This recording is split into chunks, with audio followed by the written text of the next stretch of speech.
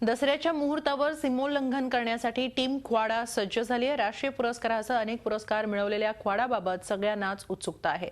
याच निमित्तानं आमचे प्रतिनिधी प्रशांत अनासपुरे यांनी दिग्दर्शक भाऊराव कराडे यांच्याशी केलेली खास बातचीत।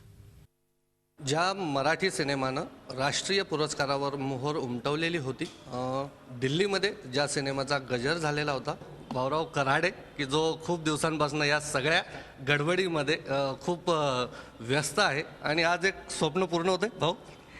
नक्कीच की जेव्हापासून सिनेमा सुरू केला तेव्हापासून असं हे सगळं कुठेतरी खोडा बसत होता त्याला सारखा, आणि नॅशनल नंतर असं वाटलं होतं की काही दिवसात आपण रिलीज करू, पण त्यानंतर सगळं थांबलं होतं। आणि मग जेव्हा आमची सगळ्यांची मीटिंग झाली आणि तेव्हा आम्ही हे केलं की नाही, थोडासा आता वेळ घेऊ आणि प्रॉपर एका ज्यावेळेस जास्त गर्दी नसणार आहे अशा वेळेस तो रिलीज करू। आणि मग दसऱ्याच्या शुभमुहूर्तावर म्हणजे एक सीमोल्लंघन करायचा विचार केला सगळ्यांनी आणि त्या याच्यामध्ये बाहेर काढायचा सिनेमा असं ठरलं।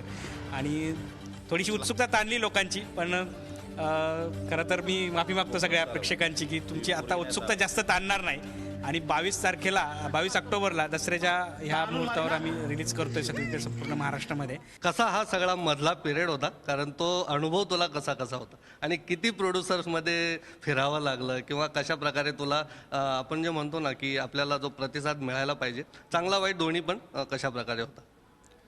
खरं तर प्रतिसाद चांगला होता। सिनेमा खरं लोकांना खूप आवडत होता, त्याचे सगळे जी पात्र आहेत, त्याच्या घटना आहेत, ते सगळं आवडत होतं। प्रत्येकाची गणितं वेगळी असतात की मी जेव्हा लोकांकडे गेलो की ठीक आहे, एखाद्याला वाटू शकतं की नाही हा ही वस्तू 5 रुपयाची आहे, ती मला 10 रुपयाची वाटू शकते। मी हा विचार केला होता की त्यामुळे कदाचित ती गणितं थोडीशी हे होत होती आणि निर्मात्यांना नेहमी हे वाटायचं की अरे हा नवीन डिरेक्टर आहे आणि हा कितपत पेलू शकेल, हे त्यांना थोडंसं शंका यायची। कारण मी ज्या भागातून आलो, ग्रामीण भागातून, तुम्हाला माहिती ग्रामीण भागातल्या लोकांचं एक हे असतं, तर त्यामुळे कदाचित मला प्रोड्युसर मिळत नव्हता। तर तो माझा ड्रॉबॅक आहे की मला तितक्या ताकदीने प्रेझेंट होता येत नव्हतं। तर पण सुदैवाने सगळ्या गोष्टी चांगल्या झाल्या पुढे। ख्वाडासाठी तुमच्या सगळ्या टीमला आमच्या झी24 तासच्या वतीने खूप खूप शुभेच्छा। थँक्यू। झी24 तास रहा एक पाऊल पुढे।